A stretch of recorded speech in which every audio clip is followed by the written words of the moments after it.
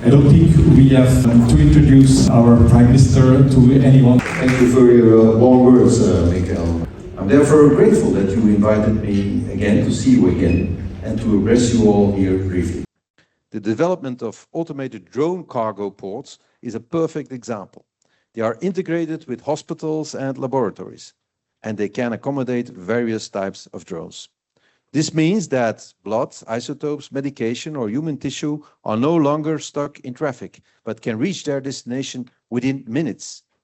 The benefits are obvious, not only in terms of healthcare, but also for our urban mobility and making our logistics more sustainable. Thank you very much. Pour le CHU de Liège, c'est un investissement de 1,5 million d'euros. Pourquoi est-ce qu'on le fait? Parce qu'on est convaincu que ça contribue à l'innovation et que les drones sont l'avenir pour le transport urgent et rapide de matériel de prise de sang, de produits de chimiothérapie entre nos sites. Un très bonne vue. Donc nous sommes, nous les médecins, assez enthousiastes à l'idée d'utiliser afin médical cette nouvelle technologie.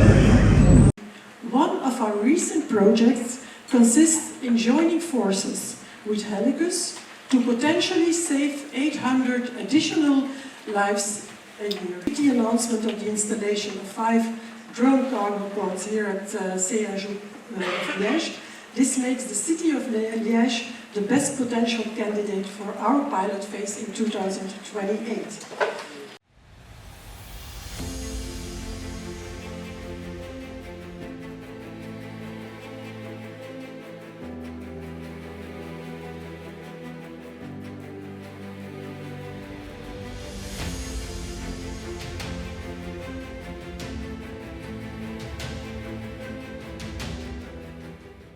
To get an AED training, to do CPR, and even if an AED is not useful, they will have done the CPR. So we think that this type of solutions will have a knock-on effect in many other situations as well.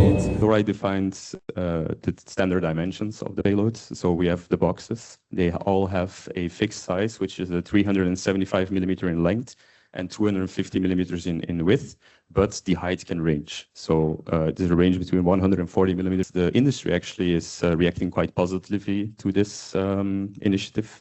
We have many drones nowadays that are looking into DORAI and also translate the requirements that are in DORAI into actual real solutions. So in SAFIR-Ready, this project is reflecting the broader transformation which is taking place in European aviation.